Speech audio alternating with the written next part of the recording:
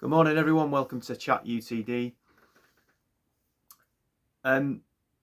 Just an opinion piece today, really, on for what is increasingly looking like a mission impossible job for INEOS, in my opinion, especially with the way it seems that they're going about it. On the weekend, Sam from United People's TV said that INEOS had called a meeting for Tuesday, meaning yesterday. He didn't know the purpose of that meeting, but that obviously keep your eyes peeled.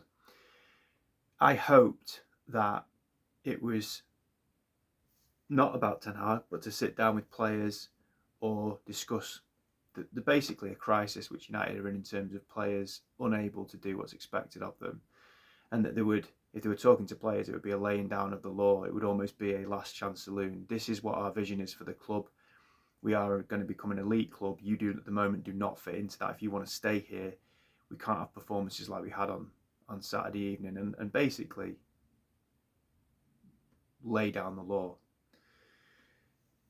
Maybe that happened, but the way it's been framed by the Telegraph is that INEOS sat down with the players to try and impress upon the players what INEOS want to do, why it's going to work, and why there's reasons to be optimistic moving forward. And that is just absolutely bowing to player power and giving them even more power.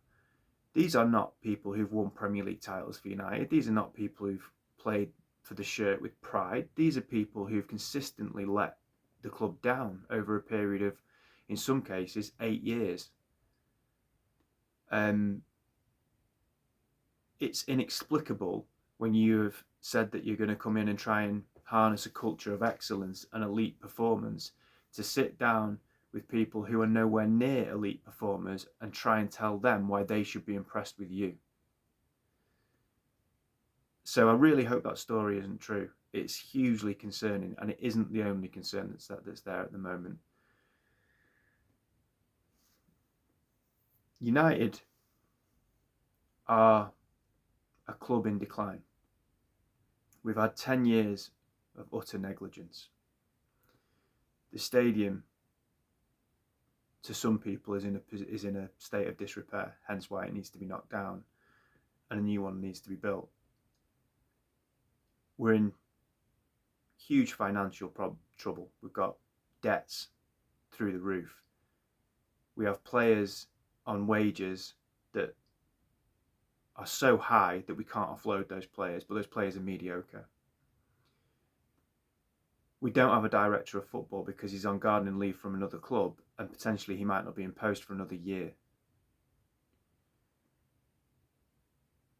We're crippled by financial fair play, so we have got no money to be able to go and do what we need to do. Because we haven't got a director of football, we're relying on John Murtagh to try and offload players to raise money, which he has historically failed to do. We've got a manager who maybe isn't the right person to take us forward, but there are no even close to appropriate candidates to come in and take his job. And the ones that are being mentioned are worrying.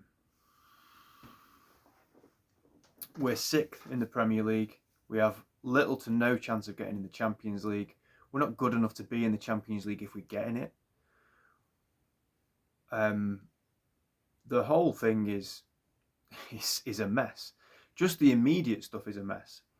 But there is institutionalized, indoctrinated, conditioned failure within that club that needs to be completely ripped apart at the seams, and it needs to be started again. And that's what INEOS, in my opinion, are supposed to be doing. They're supposed to be coming in and looking at everything. They've got an opportunity to do what's been needed to be done for the last 5 years. When Jose Mourinho got sacked in December 2018, that seemed to be something of a false dawn tipping point when people like Gary Neville came out and said, this can't just continue to be the manager. The club's broken. We need to have a director of football. We need to look at things above. We need a complete clear out of the playing squad, because now, at that point, it was a feeling that a lot of those players had kind of got Mourinho sacked, and some of those were there for Van Gaal, and some of those were there for Moyes, and actually at that point some of them were there for the back end of Ferguson. That big clear out that was supposed to happen in 2018 has never happened, and the fact we haven't got a director of football, those two things are not unconnected. I think that there's a massive link there. We haven't got a director of football, hence we've never been able to do the clear out, because the people that run the club don't know what they're doing, and the people they employ don't know what they're doing. So this is supposed to be an opportunity where INEOS gets some proper specialist operators in to do what's been needed to be done for so long. And I appreciate that's going to take time. But this summer, as I did a video on it a while ago, this summer looks like it's dead to me. Because if you haven't got the director of football that you need, you're not going to make those decisions that need to be made. And we're going to have another year of drift, should I say, coasting. But it's a year of drift.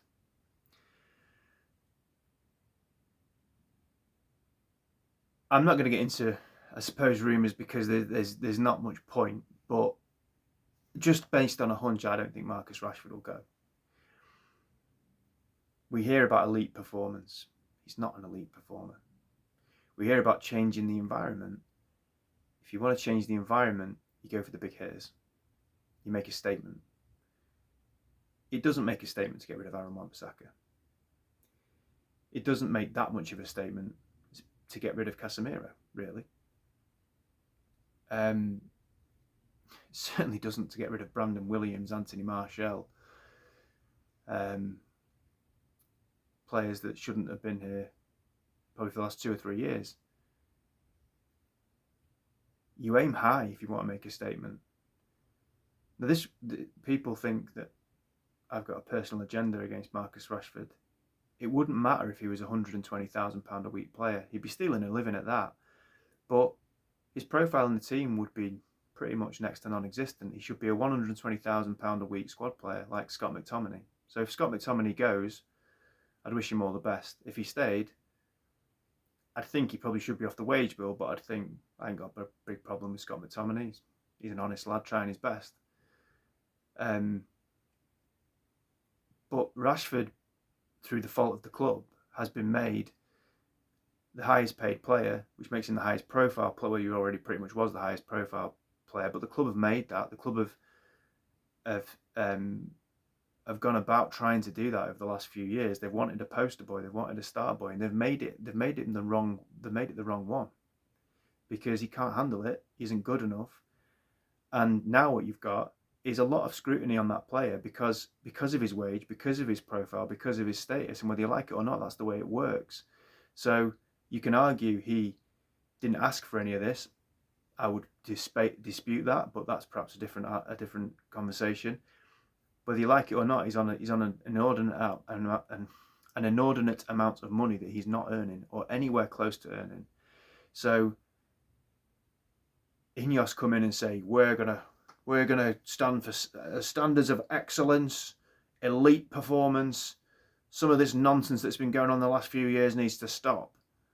And then they let the biggest elephant in the room just carry on. It's hypocrisy. And I don't think they will get rid of him. I have no doubt they won't get rid of him. And yet we watch him stink the place out in most of the games that he plays in. On the other hand, you've got Varane, who is on a lot of money and is a bit older, but plays well pretty much every time he plays. He's like a magnet to the ball. He's always in the right place at the right time. His reading of the game is phenomenal. His recovery runs are incredible. When the ball comes in the box and there's a striker just about to score a goal, he's always the one that gets in the way and intercepts it, or is the one to get his foot or his head in. There was an article the other day where he revealed that he's got a long-term concussion problem. Does he ever duck out of a header? No, you've got Marcus Rashford doesn't even jump for balls. If I was a modern footballer, I wouldn't jump for balls, but I wouldn't be getting 350 grand a week. I don't blame him for not jumping for balls. The balls are bloody hard. I train my under-13 team, and when the ball comes over, if I'm involved in a game, I don't tell them I'm doing it, but I just act like I'm just letting them get the ball because they're younger than me, and I don't want to bully them in the box. I don't want that ball near my head. But I'm a soft ass. I'm a wuss. I'm not a professional football player. So you're being paid a lot of money to head the ball. He doesn't do it. Varane does, even though he's got a long-term concussion problem. So that says everything you need to know about the player. A winner. You talk about elite mentality, an elite heritage in the game. A Rolls Royce of a defender. Because he's a bit older and he's on relatively high wages, we're going to get rid of him. People talk about his injury record. He's missed 6 games this season through injury officially. I use those two as the symbols really of why I'm concerned, because it looks like one's going to go, or certainly been entertained as going, and he's actually said he'll take a reduced wage to stay at United if we believe what we read in the media. You've got another one who looks like a protected species still. This is supposed to be a clean slate. It doesn't look like a clean slate to me. And do you know what? I know a lot of this is conjecture, but for me, what we've always had over the last 10 years with United is an absence of information, an absence of clear information as to what's happening at the club. And in that absence of information has normally, what that normally has meant is that something bad's happening behind the scenes. So I've got PTSD from that. I'll say it out loud. I do not trust that good things are going to happen when everything goes quiet, because historically it hasn't. It's been something bad. It's been the Glazers finding a way to stay when there could have been a full takeover. It's been the Super League. It's been signing players who are completely inappropriate for the club. It's been appointing managers who aren't the right manager. It's been anything and everything you can think of. The Glazers have been cooking up in the background, and in absence of information, something bad's been going on. So I'm sorry, yeah, I lean towards the pessimistic, because of all the things I mentioned at the start of the video, the club really does not have the ingredients at the moment to be anything other than where we are. So it needs completely stripping back. It needs someone to be ruthless. And the volume of the job that needs to be done is so high. It's the depth of stuff that needs to be sorted out is monumental. So everything has to be done well. It's not like we can't have this attitude of,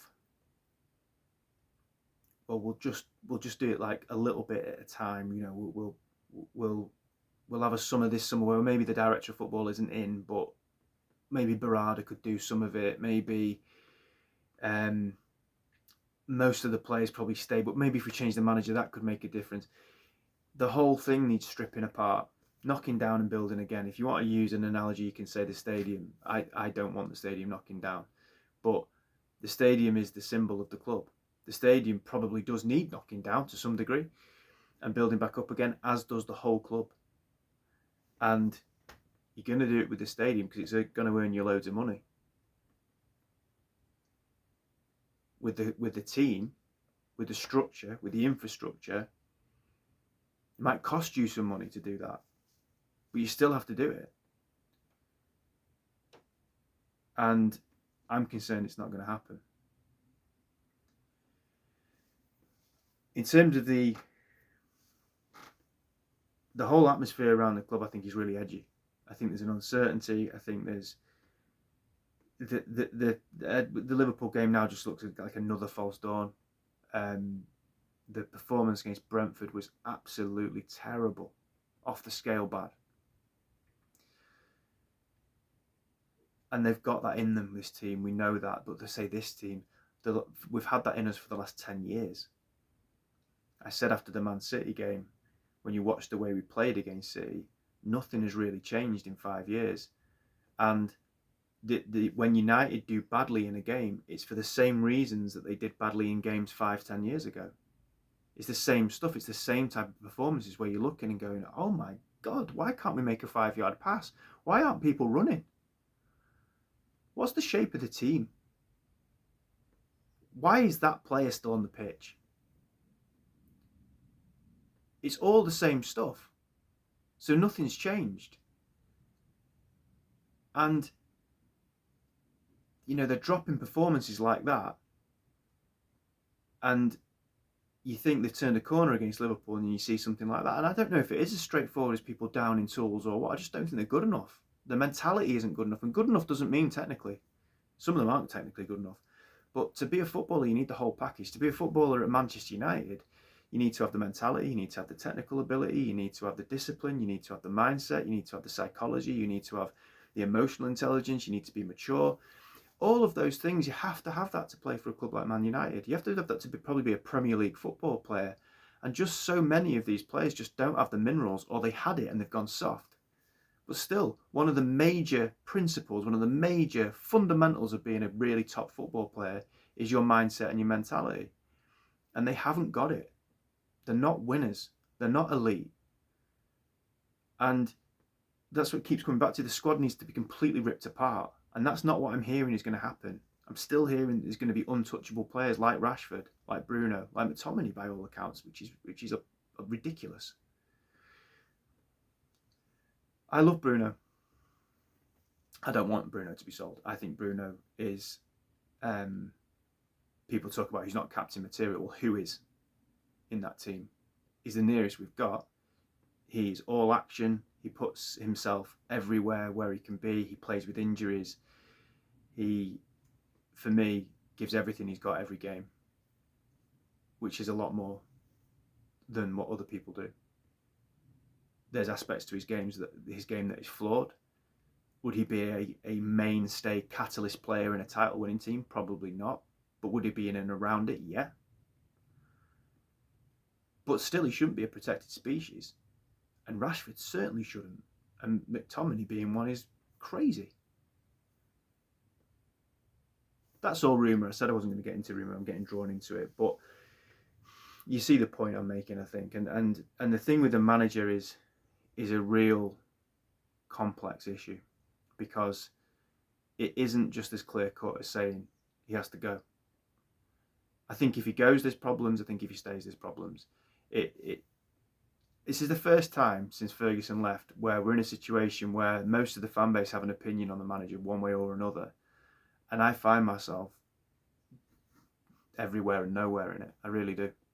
It's like, I wouldn't be that gutted if he got sacked, but I'd be really worried as to who we were going to get in. I wouldn't be up in arms if he stayed, but I'd have my concerns. I don't know. I don't know what we do in this situation. Who's out there that we could go and get? If you look at Ten Hag's stock in the game 2 years ago, it was about 2 years now, really, when we appointed Ten Hag, April 2022. Obviously for the following season, but it was announced then. He was one of the most sought after managers in European football. If we didn't get him, another big club probably would have come and got him. I look around now and think, there's nobody like that. And also the ones that are being mentioned, like De Zerbi, for example, Amorim is another one. Those two, they are no better and have no higher stock than Ten Hag had 2 years ago. And look at what United has done to Ten Hag. Or maybe he just wasn't that great in the first place, I don't know. But this is the thing, you can be great at Brighton, you can be great at Ajax, you can be great at Everton, you can be great at Sporting Lisbon, but United's a different beast, as you know. And none of them are doing well enough at those respective clubs for me to think, flipping heck, I want him at United. And people are kind of like poo-pooing the idea of Southgate, and I don't want Southgate to be United's manager. But they're coming up with quite personal attacks on him and sort of, I think, saying things without any substance, talking about him being a bottle job, etc. Now, if and when Southgate becomes a serious contender for the United job, I've got a whole video ready to dispute what people are saying about him. Not because I want him to be the manager, but because I want fairness if we're making an argument for or against the manager. But ultimately, United fans have always been part of the problem for me here, in that you can be really, really narky and horrible about Southgate, But I know full well the top Reds that are being narky and horrible about him and saying it's absolutely unthinkable for him to be the manager. They'd rather have Aidy Boothroyd as Man United's manager. If he became United's manager, they'd be the ones going, well, actually, I can see what you're doing now. I see what you mean. We're going to get behind Gareth Southgate's Red and White Army. 100% that'd happen. Because United fans have not had the appetite for mutiny against the owners that have brought the club to its knees over the last 19 years. So you're not going to kick off about Southgate. So you can have your snarky comments now, while it's safe to do so. But if and when he became the manager, you'd be all over him like a rash. Because that's what United fans do. There's no backbone to follow through a complaint, an argument, a grievance or whatever for fear of looking like a slaptass. So there's hypocrisy in that. That's a side issue. As I say, I've got a whole video ready on Southgate if and when it's needed. But it's slim pickings. That the options are just not out there. So there's so many immediate, mid-term, long-term issues at United that it's a big mess. And the stuff that I'm hearing about INEOS is not filling me with confidence. And sitting down with players and having a powwow about what you're going to do and why it's going to be better and stuff. No. They should be sitting down and talking to you about why they deserve a chance to play at Man United, because they don't deserve a chance to play at Man United. The vast majority of them don't.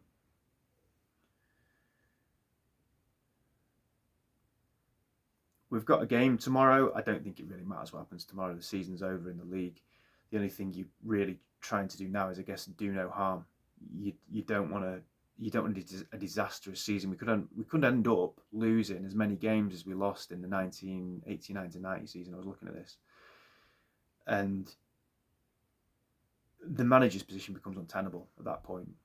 And then you do have to do something that you probably don't want to have to do, which is bring in a manager who's probably not qualified for the job. So you're avoiding disaster rather than trying to achieve anything. What's the best we can finish is, well, the best we can get is Europa League. I mean, and that used to be the booby prize, didn't it? But I'd take Conference League and just try and win it. To be honest with you, I'd take getting in the Conference League and having a stint at having a go at it next season. You could play a reserve team in the Conference League and still probably do quite well and recreate Rotterdam 1991 Cup Winners' Cup vibes. But the season's dead in the water in terms of the league. The FA Cup, we've got to get past Coventry and get to the final, and then it keeps it interesting. It keeps the conversation going. It keeps Ten Hag, the Ten Hag conversation going. I said at the start of the season, I did a video on the eve of the season and said I wasn't optimistic. I'm not trying to say, look at me, I was right. I'm not surprised by what's happened this season at all. But it's still sad. It's still rubbish. It's still not good enough, and there is so much that needs to be done. The gravity, the severity of what needs to be done here is almost beyond understanding, I think. So INEOS can't be taking their time. They can't be giving people second chances. They can't be waiting until Christmas or even June to appoint Dan Ashworth. And you can't be sitting down with players and telling them why they should be optimistic about you. Echoes of previous problems, I'm afraid. Glazers out.